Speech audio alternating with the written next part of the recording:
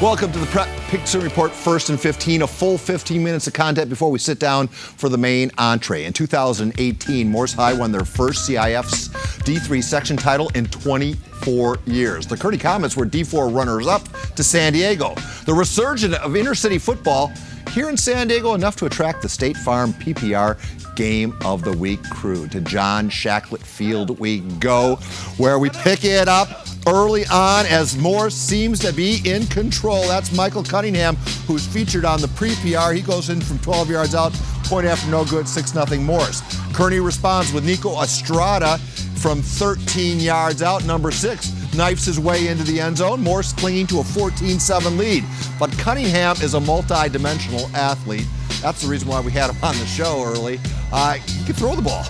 Jacob Hicks on the receiving end of this 53-yard hookup, 22-7. Morris looks like they're running away with it. Second quarter, Hicks fumbles right there. Good stick.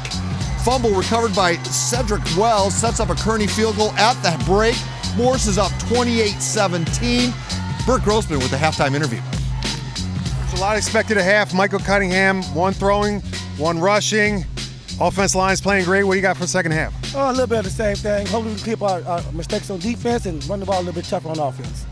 Another thing, the offensive line here is small but scrappy. I know the runners get a lot of credit, but man, they're pretty good. Well, I like to give all the credit to the offensive line in this offense. I mean, our line does a great job, and our blockers block, and our runners run. All right, good luck in second half, Coach. Thank you very much. All right. Well done, Bert. To the second half we go. Kearney with the ball in the fourth quarter. Mario Alves will find Devontae Cole Fleming. It's a 50-yard pass completion, and it will set up the Estrada 3-yard score, and it's 28-25 Morse at this point. Morse with the ball. Cunningham's pass is intercepted by Cesar Paget. That's the Estrada score. Now here's the Cunningham pick by Cesar Paget. Or Paget. Either way, it sets up the Alves to Coyle Fleming 50-yard pass play right here. And it looks like Kearney is going to win this game in the final seconds. Behind the back or behind the shoulder throw right there. But Estrada, we'll get to the sequence that leads to this, but here's what you need to know. Estrada runs into a wall in the waning seconds of the contest.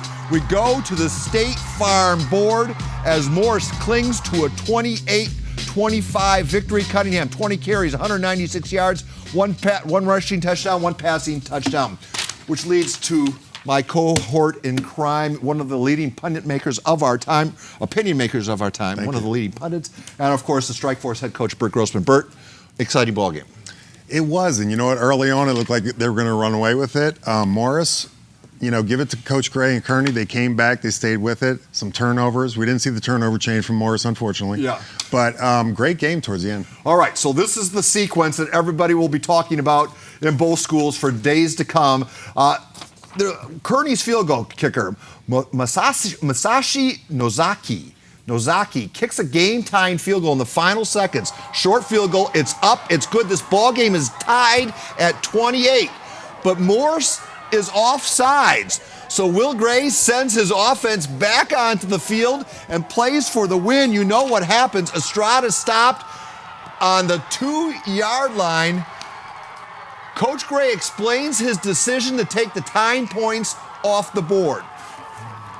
We were at the 8-yard line on 4th down, so we decided to kick the field goal. They jumped off sides, moved it up to 3 yards, and you're playing Morris, at Morris. Friday night, you go for the win. So, with that said, Couldn't agree more. on the road, you play for the win? Well, there's the thinking that you never take points off the board. That's the standard thinking. But he's absolutely right. I mean, these kids practice all week, and you put it in their hands, and you say, get 3 yards. You got a great running back, and see what happens. We've seen a lot of great athletes come through Morse's system. This Cunningham kid appears to be in the Irby tradition, the Shamar Martin tradition. He's just really good. He is, and you know what? He's the first guy that's reminded me of like Friday Night Lights, Booby Miles. It's just like, give Cunningham the ball. I mean, he throws it, he runs it. What people don't talk about, he shut down and cornered that side of the field the whole game also. Just a great player. So is he a good offensive player who plays great defense, or is he a great or is he a good defensive player who plays great offense? I think he's a great defensive player that plays great offense. All right. Well, you know what? Let's ask him. Michael Cunningham joins us as the State Farm Player of the Game. Mr. Cunningham, are you a good defensive player who plays great offense, or are you a good offensive player who plays great defense? Honestly, I would just classify myself as an athlete. I'll do both.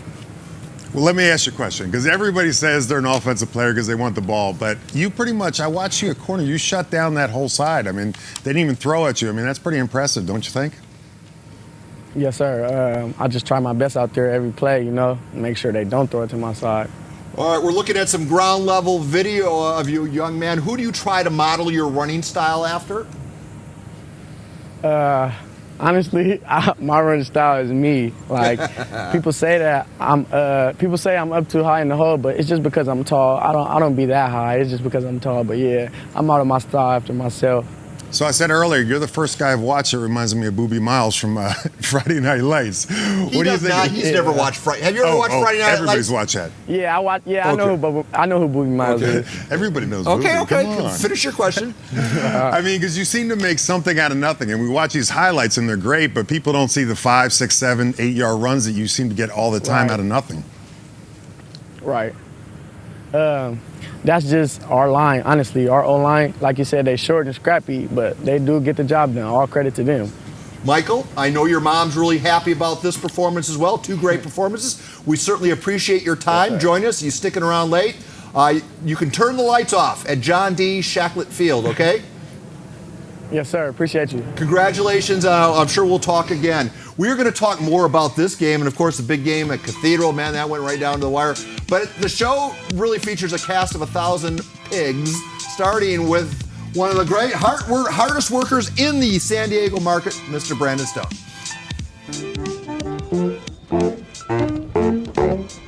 I leveled up. Jersey Mike's Game of the Week, Loyola facing the Saints. You guys excited? Yeah. You should be. It's coming up. The North County Game of the Week brings us out to Rancho Bernardo, where the Broncos are taking on the Madison Warhawks. Well, who will come out on top? That means you gotta stay tuned. The highlights are coming soon.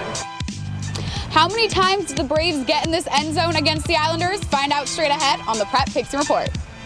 Hilltop looks to remain undefeated. Can San Ysidro knock them off for their first loss in our South Bay Game of the Week? Stay tuned for highlights on the Prep Pigskin Report. And John Duran is live somewhere in the North County. Where are you, John? Yep, I'm out here at Tony Pepperoni Pizza with the Rancho Bernardo Broncos. You got to check out the highlights. The defense was unbelievable tonight, so make sure you come back and check us out here at Tony Pepperoni.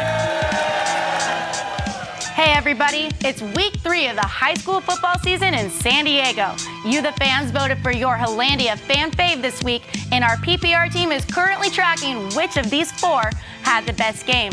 As a service to the viewers coming late to the party, let's review our 4 finalists. Starting off with Kearney's QB, Mario Alves, St. Augustine's running back, Byron Cardwell, Hilltop's wide receiver, Marco Aki, and last but certainly not least, Cathedral Catholic's running back, Xavion Watson. We will announce Hollandia's fan fave and the big pig on campus coming up on the Prep Pigskin Report.